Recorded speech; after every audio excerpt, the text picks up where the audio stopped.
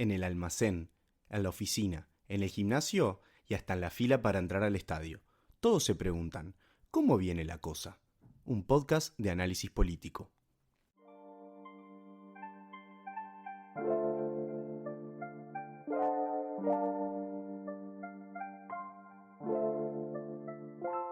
Bienvenidos, bienvenidas a un nuevo episodio del podcast La Cosa.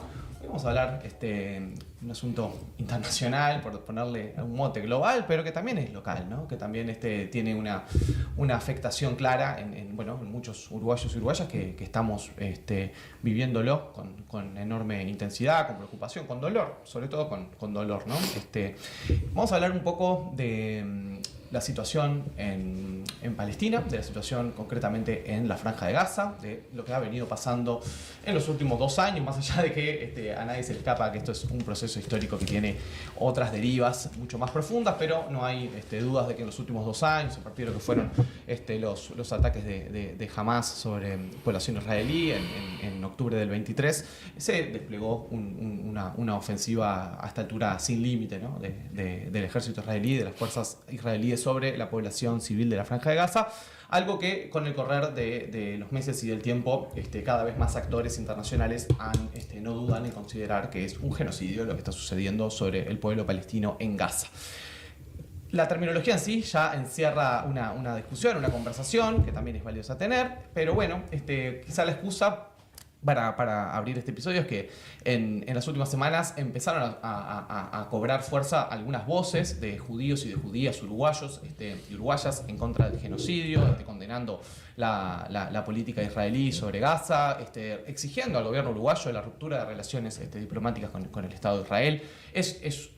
Por supuesto que siempre las hubo estas voces críticas de judíos sobre el Estado de Israel, ni que hablar en el mundo, también en Uruguay, pero en general la vocería al menos de la comunidad israelí en Uruguay ha sido siempre bastante oficialista de las acciones del gobierno israelí, por lo tanto eso es un poco la noticia, ¿no? Siempre es noticia cuando un hombre muerde a un perro, no cuando un perro muerde a un hombre. Entonces escuchar voces de judíos reclamando esto me parece que da para abrir esta conversación. Así que los invito a acompañarnos en estos próximos minutos, 55 minutos, como siempre, como ustedes saben, y tengo 2 invitados con quienes tendré el gusto de conversar sobre estos temas. Tengo sentado a mi izquierda a Cristian Mirza, a quien conozco hace muchos años. Cristian es trabajador social, es politólogo también, doctor en ciencia política, es colega. Lo deben conocer por muchas de sus otras vidas y de sus otras facetas, como ha sido legislador, ha sido un prolífico académico, prolífico escritor. También muchos lo tienen en vista por todo lo que fue su peripecia como enlace cuando vinieron los ex reclusos de Guantánamo, y bueno, y ahí un poco se conoció después cuando vinieron los refugiados sirios al Uruguay. Es una voz autorizada en estos temas y hoy en día trabaja fuertemente en la vocería de la Coordinación por Palestina, ¿no? Así que, Cristian, un gustazo que estés acá en La Cosa. No, un agradecimiento a la invitación, Mauro, y un gusto de estar contigo y compartir con Alicia Migdal, por supuesto, es un honor. Un gustazo, qué bueno que estés acá. Y a mi derecha está Alicia Migdal. ¿Cómo estás, Alicia? Hola. Yo a Alicia no la conocía personalmente, muchos de ustedes la conocerán. Alicia es profesora, es escritora, es crítica de cine, periodista, tiene una larga trayectoria muy importante, así que deben conocer su firma en muchas cosas que habrán leído hasta ahora, y integra este grupo de judíos y judías un poco autoconvocados, ¿no? que están marcando este posicionamiento de una parte, al menos, de una voz crítica dentro de la colectividad judía en el Uruguay respecto a las acciones de Israel. Quizá arrancar un poco por lo más vivencial, Alicia. ¿Cómo estás viviendo todo lo que está pasando en Israel, en Gaza en este momento? Horrible, lo estoy viviendo horrible. Estoy viviendo horrible todo. Yo soy un poquito exagerada, pero en realidad no necesito ser yo exagerada. Simplemente alcanza con prestar atención e informarse para no poder creer que esté pasando lo que está pasando, aunque una de las cosas más interesantes, si cabe el adjetivo, es cómo se han caído las máscaras, ¿no? Uh-huh. Casi 80 años después, las máscaras del colonialismo, las máscaras de la fundación, de cómo la famosa partición, yo me crié un poco con el concepto de la partición estaba determinando el destino absolutamente manifiesto de de ocupación y guerra y desprecio, ¿no? Gracias por el otro. Y bueno, y me parece, si no fuera que lo que estamos viviendo es horrible, diría que es como un momento para ir aclarando cosas. Decir que se están aclarando sobre la base de la muerte, del exterminio y del desastre. Pero quiero pensar que nunca es tarde del todo, por lo menos para que se conceptualicen algunas cosas. Por ejemplo, eso, ¿no? Es decir, cómo el destino de la fundación y de la partición ya estaba determinando esto que estamos viviendo. La cantidad de información que circula recortando, ¿no? Poniendo fragmentos, dijo Golda Meir, Ben-Gurión, qué sé yo, todos los grandes, las grandes firmas de los fundadores del Estado de Israel. Bueno, sí, admitiendo, ¿no? Admitiendo que la desigualdad de la cosa y el destino claramente desgraciado para una parte, ya casi es como grajeítas periodísticas, te diría yo, si no fuera que son grajeas espantosas. Profecías autocumplidas, ¿no? Sí. Sí, y que de alguna manera corren el eje, porque son 80 años de épica, más allá de que la épica hace ya bastante tiempo que quedó atrás, pero no dejan de ser, yo digo 80 años redondeando, de toda una maquinaria épica, ¿verdad? De la fundación, de la idea de la imagen y de la idea del kibutz como formato socialista que permitía que una parte de la sociedad optara por formas de vida inesperadas, diría yo, para los judíos tan urbanos, mientras por otra parte, bueno, crecían las ciudades, crecía lo que es el sistema capitalista, ¿no? Pero entonces fue muy fuerte la épica, muy fuerte. Y junto con la épica está la idealización, que impide, diría yo, bueno, bajar a tierra la realidad y ser absolutamente honestos. Mientras se está viviendo, mientras se está viviendo, el análisis no es lo que, como en una película de Monty Python, ¿se acuerdan de Monty Python? La de los caballeros de la mesa cuadrada, ¿no? Sí, que iban los caballeros con el Aeda al lado, el Rapsoda, cantando las hazañas. Bueno, de alguna manera Israel hizo eso, de otras formas. Cantó las hazañas a través de todo un enorme aparato. Una industria cultural, audiovisual, del cine, del impresionante, cultura, una cultura neurótica exquisita. El propio Hollywood, ¿no? Completamente designado. Paul Newman era la cara de la película Éxodo, yo me acuerdo de eso en mi adolescencia, haber llorado con esa película y con Paul Newman, se me ponen a Paul Newman, como el héroe, ¿no? De la novela de Leon Uris, que había sido un bestseller, la película, todo. Pero en esa épica que describís, Alicia, ¿vos ves solamente propaganda? ¿O no hay algo de rico en esa peripecia que ha tenido históricamente el pueblo judío? Sí lo hay, obvio que lo hay. Obvio que los que se fueron atrás de esa idea, después de los 6 millones de asesinados, pero ¿cómo no? El tema es cómo eso se bastardeó. Yo diría que hasta llegar a la lista de Schindler, cuando aparece la lista de Schindler, que para mí fue el momento hollywoodense. Yo sé que emociona mucho esa película, a mí me produjo mucha rabia. Yo admito que no es la manera que... Es la manera que yo podía esperar de Spielberg, pero no es el tipo de cine sobre ese tema que me parece más honesto. Pero bueno, el tema del genocidio, para no decir el holocausto, que tiene ese carácter de sacrificio y de homenaje, ¿no? El concepto holocausto.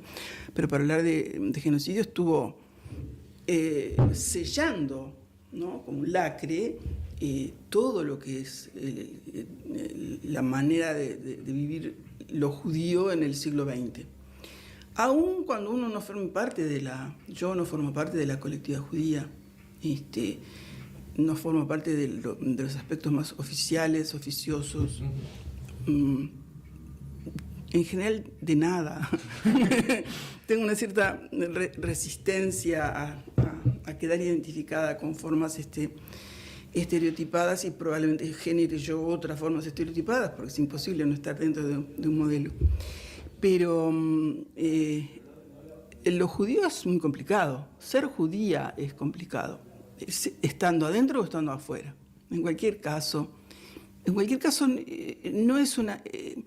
si te cuestionás, si te preguntás, ya te estás complicando. Si no lo haces y aceptás determinadas verdades oficiales, determinadas maneras de vivir, determinado shopping de las ideas y también lo es. Entonces, se convirtió en el siglo XX, después de la Segunda Guerra Mundial, lo judío en un sello. Y eso fue de alguna manera algo que hizo Israel, ¿no? Es decir, yo estoy convencida que Israel forjó un nuevo judío. El judío israelí no tiene nada que ver con la imagen que teníamos a lo largo de la historia y de la cultura del judío como un ser melancólico, reflexivo, atormentado, Kafka, para poner un ejemplo máximo, ¿no? Que Kafka quería ir a Palestina. Lo traigo también por eso, porque en los años 20 él y muchos de los escritores checos y del Imperio Austrohúngaro estaban pensando en ir a Palestina. Se hablaba de Palestina, lo que existiera, Palestina. Entonces, esa imagen del judío melancólico, digo yo, no tiene nada que ver con el judío israelí. Y si hubiera sido melancólico, probablemente no hubieran fundado ese país, guerrero. Un judío guerrero parece un oxímoron. Exacto. ¿Verdad? Cristian, ¿por qué genocidio y por qué es importante hablar de genocidio y por qué es esa quizá la categoría que quienes están más de cerca en la situación y trabajando el tema y son activistas están tratando también como de que en el discurso y en el lenguaje público se pueda instalar? ¿Qué características, más allá de no entrar solo en la cuestión técnica o jurídica de qué es lo que hace o no, pero bueno, ¿por qué utilizar ese término para hablar de lo que está pasando hoy en la Franja de Gaza? Sí, bien. Para empezar, yo quiero coincidir plenamente con Alicia, porque ella precisamente colocó en el centro de la cuestión la explicación básica de todo el drama palestino. Como yo digo, no es guerra, no es conflicto, es un drama. Un drama, como dijo un drama Alicia, histórico, ¿no? que tiene décadas. Pero cuando decimos que es genocidio, miren, yo siempre digo, a mí mis maestros me formaron de la siguiente manera. Tú planteas una hipótesis, luego estableces cuál es tu marco conceptual teórico, cuáles son las categorías analíticas, defines una estrategia de investigación y para comprobar o refutar tu hipótesis necesitas piezas de evidencia empírica. Sí. ¿Correcto? Estamos bien. Bien. Entonces, el marco teórico conceptual que utilizamos, que yo particularmente utilizo, pero no soy el único, obviamente, definiciones claras de Naciones Unidas, 1948, y aplicables en el año 51, que establece claramente qué se entiende por genocidio. Y no depende del número de la población exterminada. Eso es importante, porque ¿no? Para sacarlo de ese lugar. Pero claro, porque incluso... Es una conversión un poco banal y hasta bastante cruel, ¿no? La de 50.000, 60.000. Bueno, es un poco lo que pasa en Argentina cuando se discute la cifra. Pero yo he puesto casos de militares bosnios juzgados hace ya varios años por genocidio, por exterminar Srebrenica en 8.000 musulmanes. 8.000 musulmanes. Y el Tribunal Internacional lo condenó por genocidio, porque aplicaba perfectamente las definiciones que dice que la intención o la concreción del asesinato masivo y destrucción parcial o total de una población por razones étnicas, religiosas, culturales, etcétera, etcétera. No voy a leer, tengo todo, todo. Y las piezas de evidencia, los hechos en curso, pero reitero, no de ahora, porque tenemos que recordar el plan D. El plan D era el plan Dalet, ejecutado entre marzo, abril y mayo del año 48, antes de que se creara el Estado de Israel por Naciones Unidas. El plan Dalet, que implica la masacre de 15.000, asesinato de 15.000 palestinas y palestinos en ese breve periodo. La expulsión de casi 800.000 palestinos y palestinas y la destrucción y el arrasamiento, las masacres de decenas de aldeas y villas. Bien. Y como condición previa para la instalación del Estado. Exacto. Antes de la creación, porque era una forma de imponer el orden que luego se iba a trasladar al papel, a la resolución formal jurídica, que fue la creación del Estado de Israel. Pero allí estaban la banda Stern, la banda Irgun, estaba Menachem Begin, comandando las acciones terroristas de exterminio. Y hoy, en Gaza y también en Cisjordania, hay desplazamiento forzoso, asesinato indiscriminado de población civil, sometimiento al hambre y a la falta de los recursos más elementales para la dignidad humana, para la sobrevivencia. Eso es genocidio. El hambre como arma de guerra, como se dice, ¿no? El hambre no como consecuencia, sino como intención, como forma de... Pero el hambre y además la provisión de alimentos, que ha sido un espanto, porque cuando se hacen las filas en esos corredores de la muerte y se acercan a los lugares de abastecimiento, se les dispara, literalmente se les dispara, se les ametralla. Entonces para matarlos mejor. Claro, pero es la evidencia, yo digo, es tan abrumadora. Basta leer, y esa es otra pieza de evidencia, las declaraciones de Netanyahu, de Smotrich, de Ben-Gvir, de parlamentarios de la Knesset israelí, para dar cuenta de una intención clara de echarlos todos y ahogarlos en el Mar Muerto. Y que lo mejor no es alimento, sino más bombas. Y que en realidad los palestinos son infrahumanos, o en todo caso están en una categoría por debajo de los judíos israelíes, en términos de dignidad y en términos de calidad humana.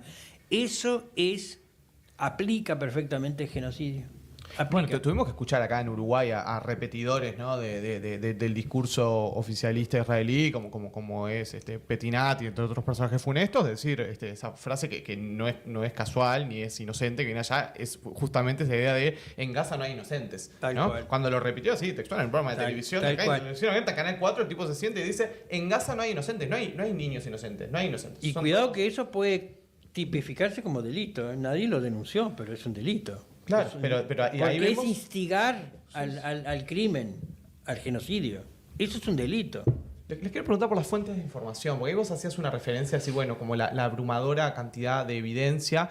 lo cual es verdad, y también en estos tiempos de redes sociales y de todo el mundo con un smartphone en el bolsillo, es como que pareciera como imposible de negar, ¿no? Cuando uno ve periodistas de todos los lugares del mundo y bueno, o activistas de todas partes del mundo, personas de organizaciones de distinto tipo, internacionales, bueno, propios israelíes, judíos que también presencian la situación.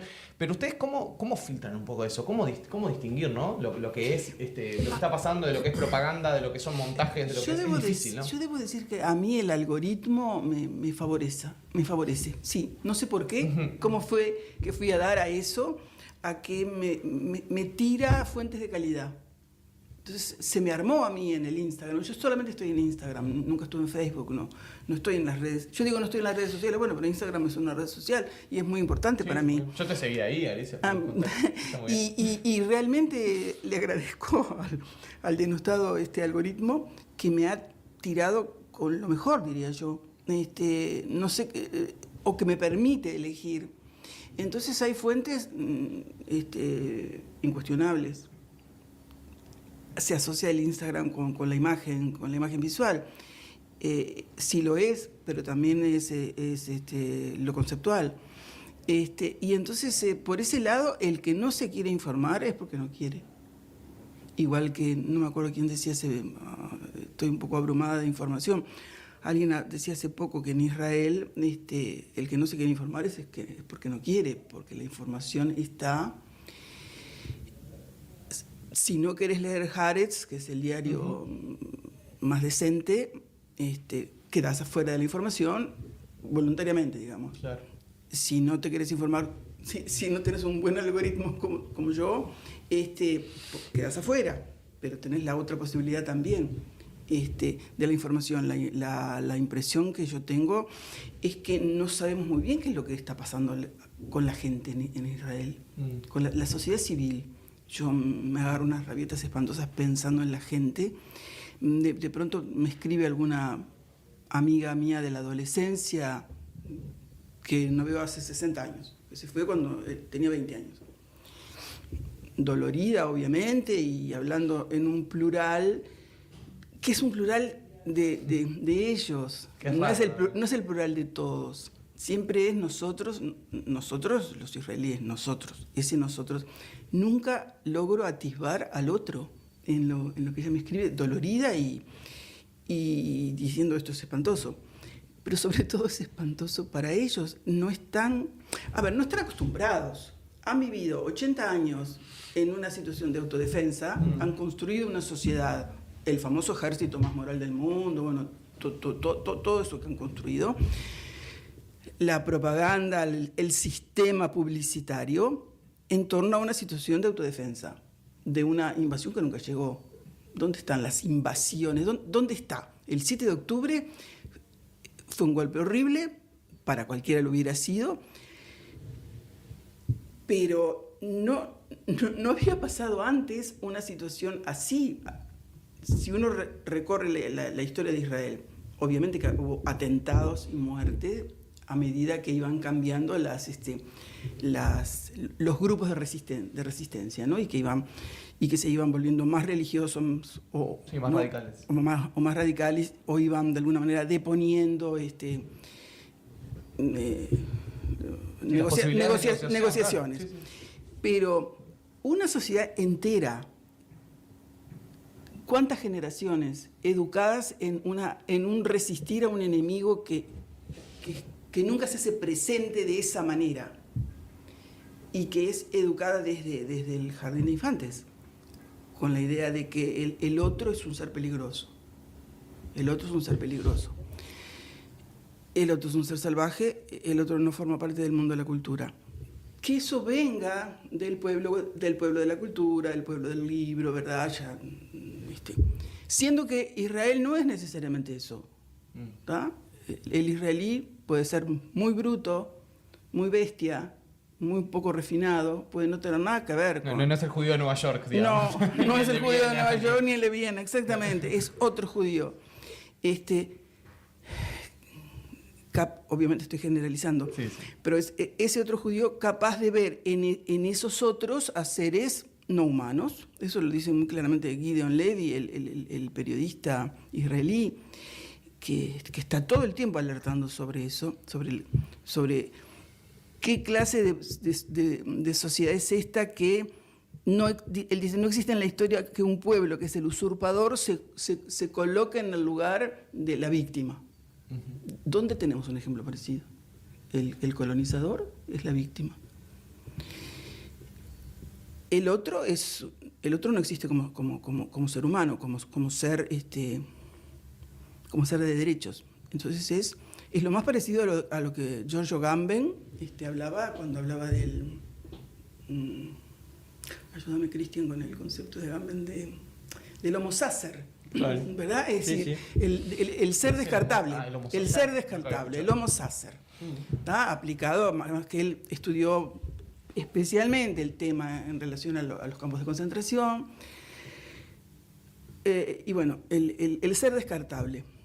El ser descartable ahora, ¿hace cuánto que son los palestinos? Los palestinos en particular, que ni siquiera eran nombrados como tales.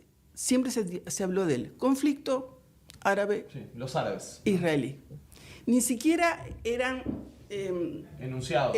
Exactamente, como palestinos, porque obviamente nombrarlos como palestinos era nombrar la tierra, era nombrar el espacio físico, y era nombrar de alguna manera el orden de la historia.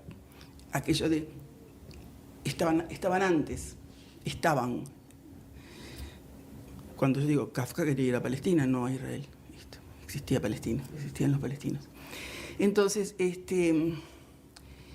la máquina israelí de generar falsa conciencia, de generar ideología sin parar, unido al es toda una máquina, ¿no? Yo supe admirar realmente el operativo por el cual secuestraron a Eichmann en la Argentina, ¿no? Fue un increíble, operativo cinematográfico, fue a dar al cine, hay películas, y era un operativo... Una precisión... Sí, y después todo lo que eso generó cosas muy importantes en la historia, generó el libro de Arendt, ni que hablar, conceptos fundamentales. La banalidad del mal. La cobertura del juicio, se puede ver el juicio, está grabado. Fue muy importante. Yo, en ese sentido, tengo una amiga que cuando lo digo para provocarla, viene el Mossad, digo yo, y ella se queda horrorizada. Yo digo, viene el Mossad, ¿qué se llevó a Eichmann? De esa manera. Alguien lo tiene que hacer. Pero eso forma parte también de un Estado y de una sociedad en pie, como si fuera en pie de guerra, permanentemente defendiéndose saldando en ese caso, saldando cuentas, ¿no? Saldando cuentas con los ejecutores.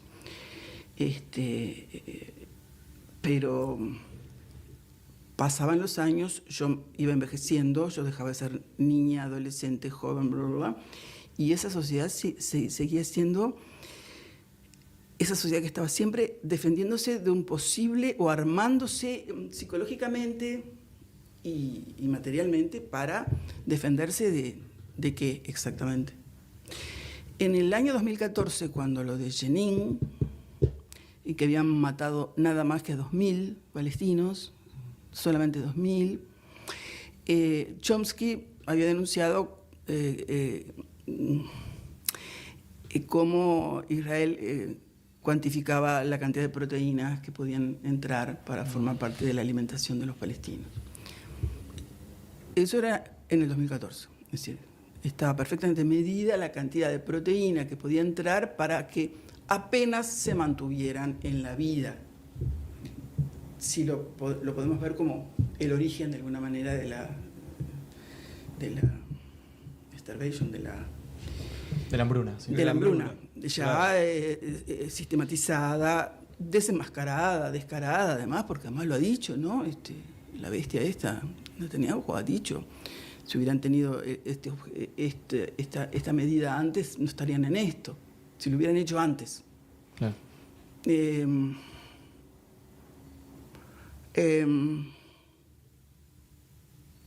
Lo de las proteínas para mí es viniendo de quienes viniendo de las imágenes que tenemos de los campos de concentración y de los cuerpos desnutridos,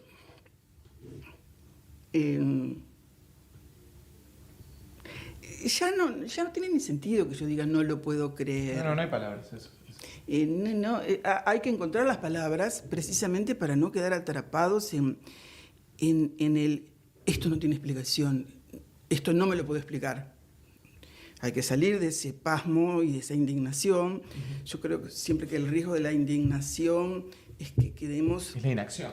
Claro, que quedamos casi voluptuosamente atrapados en la indignación. Bueno, ¿y qué hacemos con eso, no? ¿Qué hacemos con Milei en la Argentina? ¿Qué hacemos con Trump? ¿Qué hacemos con este mundo chiflado? De gente delirante, ¿no? Esta gente delirante. Cristian, yo quería recoger de lo último que traía Alicia sobre bueno, esas declaraciones de Netanyahu, porque me parece importante dentro de lo que acá podamos y también sabiendo que para quienes nos están viendo es difícil muchas veces entender la cuestión más política interna, ¿no? Pero entender un poco... ¿Qué es hoy el gobierno israelí, ¿no? ¿Cómo lo podemos definir desde acá, desde las categorías que nosotros usamos? Claro. Bueno, pues se habla de un gobierno de extrema derecha, un gobierno con... bueno, pero también en otra época era otra cosa. El Likud, el partido de Netanyahu, se fue radicalizando a la vez, haciendo alianzas con sectores que antes no eran parte del gobierno y que ahora son el último bastión de ese gobierno. Un gobierno que también, para el que siga las noticias, sabe que la figura del primer ministro y de todo su entorno están... tremendamente cuestionados por la justicia, por un montón de instituciones que en el momento que ellos pierdan poder saben que van a ser juzgados por un montón de delitos, cosas internas que no tienen solo que ver con el ataque en Palestina, sino con corrupción. Pero tal cual, es como... Eso está bueno hablar un poco de cómo está funcionando hoy la política israelí, ¿no? Pero es que tal cual, antes del 7 de octubre del 2023 estaba a punto de ser enjuiciado y condenado por corrupción. Sí, no tenía que ver con esto. No tenía levante, no tenía forma escapatoria. Él y otros Netanyahu tantos. está en el poder desde el 2006, ¿no? Sí, 2006, sí. Y entonces, algunos me dicen, bueno, pero esto fue orquestado por la Mossad, el Hamas es financiado por Israel.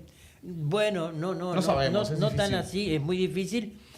Pero lo que sí yo les digo es que hay episodios, sucesos a lo largo de 8 o 9 décadas que o bien ralentizan el proceso de expansión colonial o bien aceleran. Bien. ¿Sí? Y este episodio aceleró el proceso de expansión, que es el fundamento estratégico, ideológico, etcétera, etcétera, con base teológica además. Uh-huh.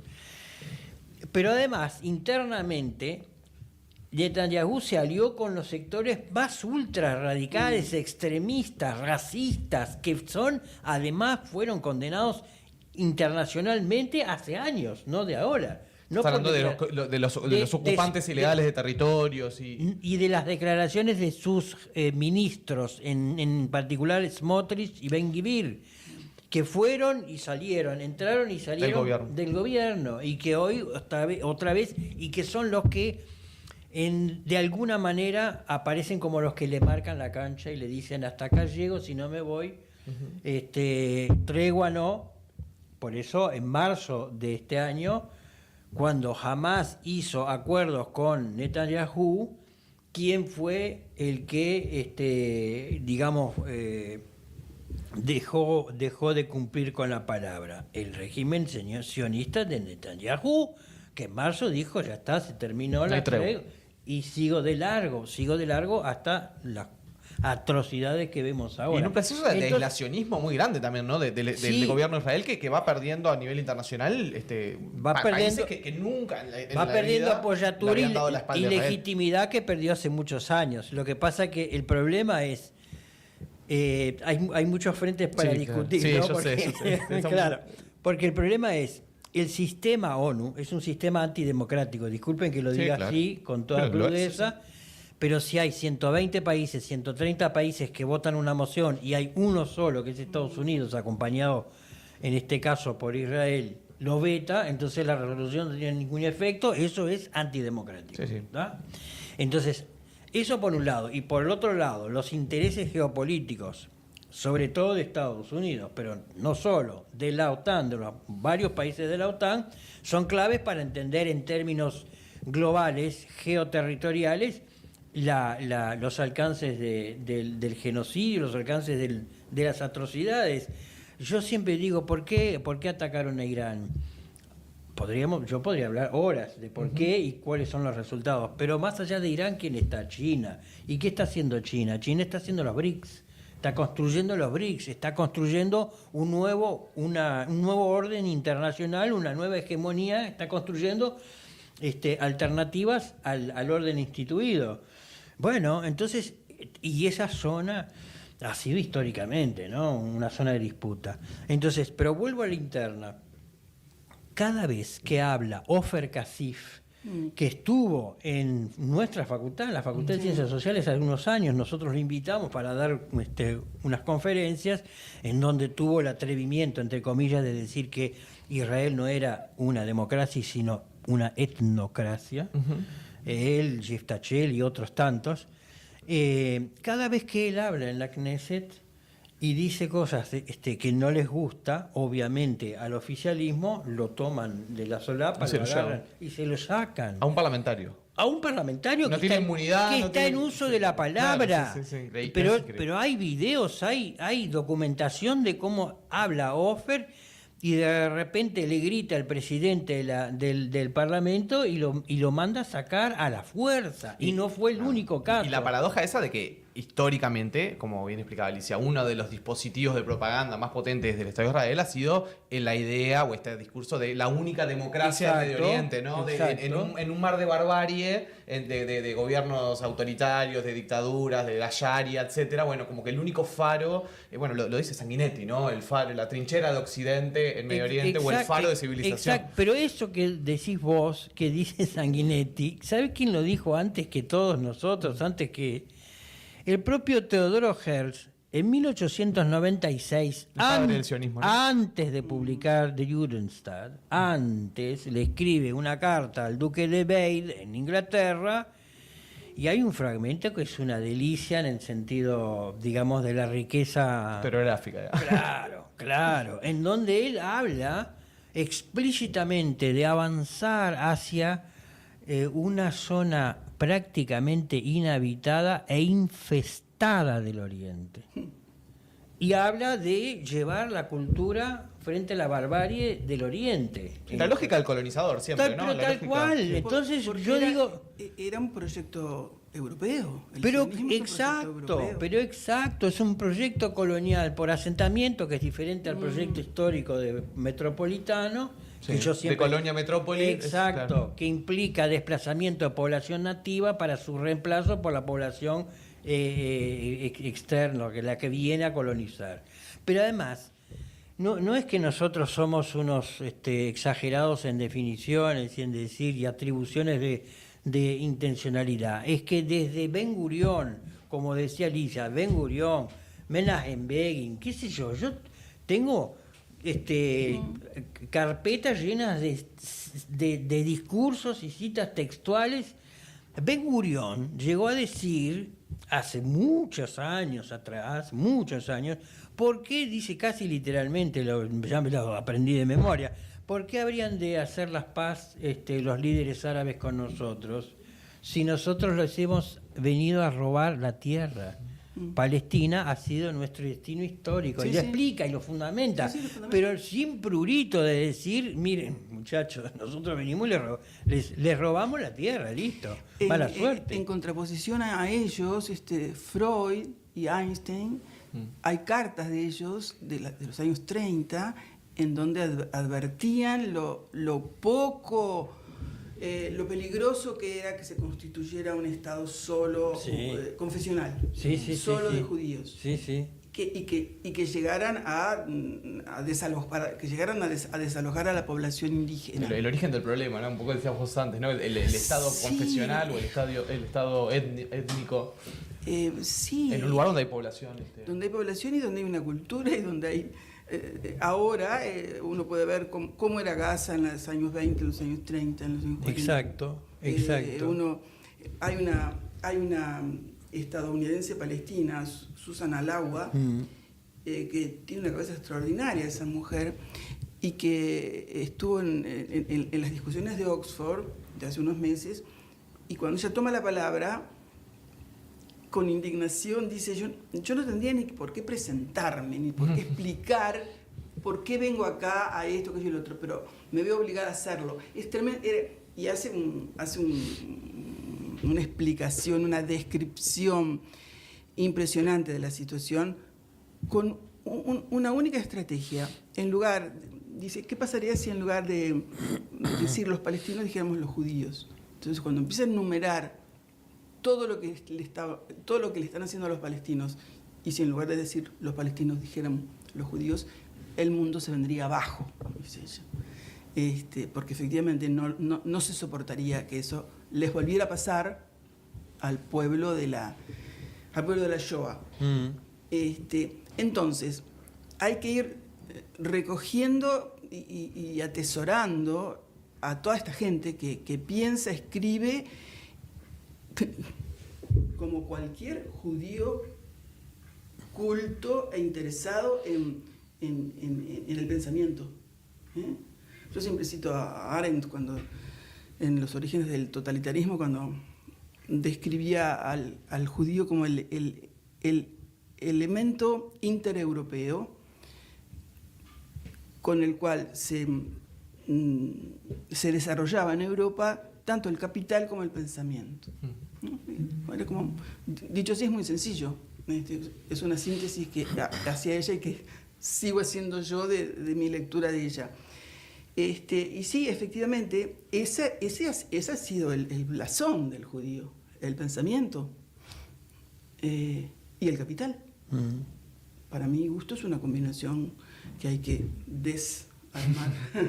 Sí. Quiero preguntarles algo en el rato que nos queda, de que hablemos algo de política nacional, en el sentido de las plataformas desde las cuales ustedes también integran y desde las cuales hablan. ¿Qué le están planteando al sistema político uruguayo? ¿Qué le plantean al gobierno del Uruguay, gobierno de izquierda, del Frente Amplio, y a la sociedad uruguaya respecto a este tema? Me gustaría como escuchar qué tenemos para decirnos a nosotros, ¿no? Los que estamos desde acá viendo esto, judíos, no judíos, cristianos, lo que seamos. Bien, nosotros lo que queremos es, en primer lugar, sensibilizar, dar información, hacer conocer el drama palestino, y no solamente la realidad actual, que es atroz, que hiere y mucho, que lastima y mucho el alma, sino una mirada retrospectiva para poder entender de qué va, por qué tanta crueldad, por qué hambruna, por qué genocidio, por qué limpieza étnica, que, dicho sea de paso, Ilian Papé escribe su libro en 2008, Limpieza étnica, con documentación a partir de una corriente historiográfica israelí de revisionismo. Entonces, en la Coordinación por Palestina, que nuclea más de 100 organizaciones, desde el PIT-CNT, la FEU, Serpaj, familiares, en fin, un montón de organizaciones, nosotros hoy estamos previendo ya el 3 de septiembre, lunes del 3 de septiembre, en el Palacio Legislativo, una instancia con varios académicos y referentes, no solamente de Uruguay, sino también provenientes de Argentina, en una actividad, una más, de difusión y de sensibilización. Al mismo tiempo, nosotros hacemos, y particularmente yo he tenido varias reuniones con legisladores, tanto senadores y senadoras como diputados, para lograr que haya expresiones inequívocas de condena al genocidio desde el Parlamento uruguayo. Lo mismo hacemos a nivel de gobierno del Poder Ejecutivo. Lamentablemente nosotros estamos esperando hace 4 o 5 meses ya a esta altura una solicitud de entrevista al presidente de la República que hasta ahora nunca fue concretada. Y siempre le decimos, miren, si la política exterior uruguaya tiene que ser no neutral, bueno, eso implica tomar decisiones. Y cuando se utiliza la palabra genocidio no es una cuestión de retórica, porque las palabras suponen acciones correlativas.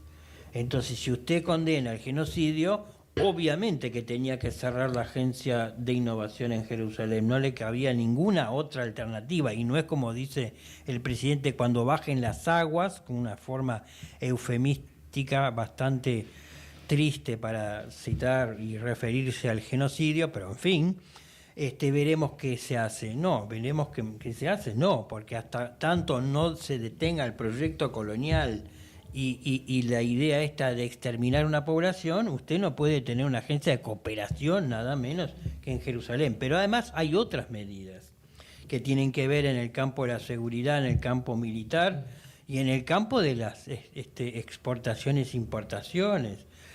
Sí, ustedes me dirán, Uruguay tiene poco comercio, incidencia, poco, pero vende, compra y vende, y compra tecnología en materia de seguridad, eso no es ninguna novedad.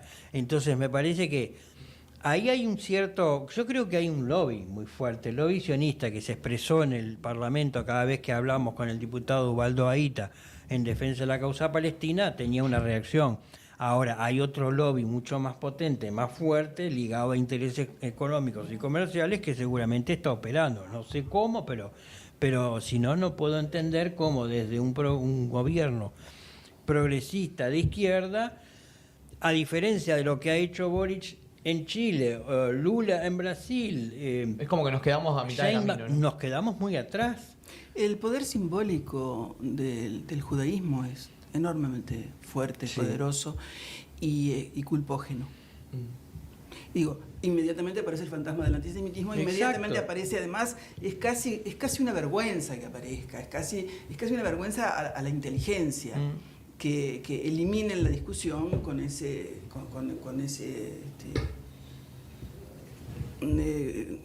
acusación.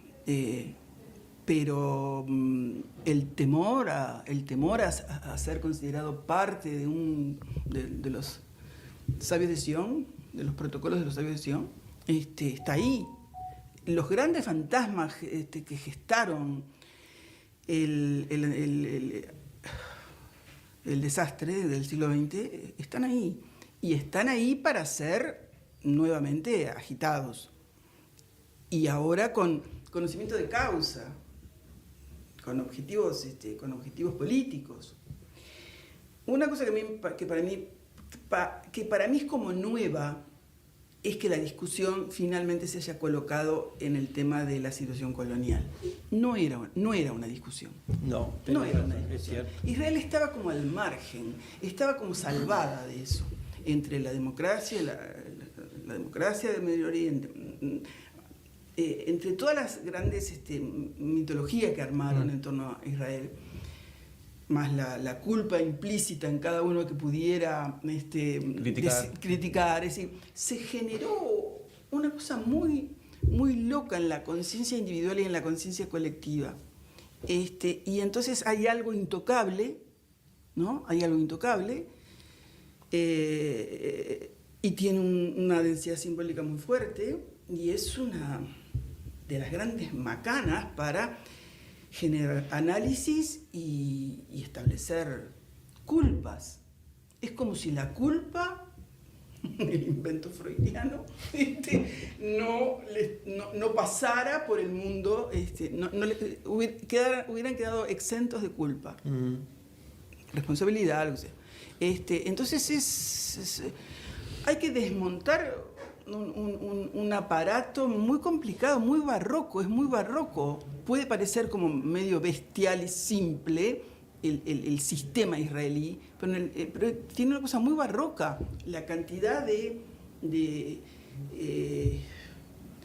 sistemas y subsistemas y categorías que se juntan para generar una nueva mentalidad, un nuevo judío en Israel y fuera de Israel, porque yo soy un anacronismo absoluto,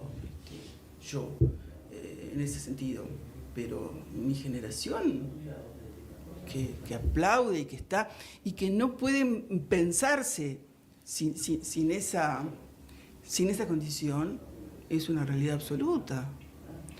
Yo tengo, digamos, la ventaja de que soy judía, y entonces puedo decir lo que pienso, sin que me acusen, más allá de que aparece. Obviamente igualmente que te acusan. Se dicen los judíos odiadores de judíos. Igualmente te acusan. Odio, sí, obviamente. Por doble lo digo partida. e inmediatamente lo retiro. Obviamente, a lo largo de la vida he tenido discusiones, discusiones inútiles, ¿eh? No hay como entrar ahí. Porque además hay un elemento emocional muy fuerte. De pronto, no sé si decir que es más fuerte que en otras situaciones.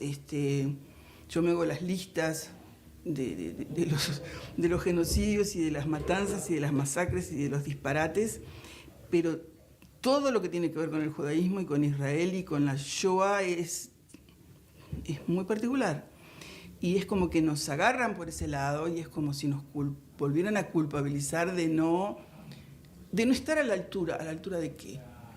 De no estar a la altura de qué. Hay que contar los muertos, yo tengo que exponer las tías muertas en los campos, no sé, es decir, claro, ¿de qué estamos hablando?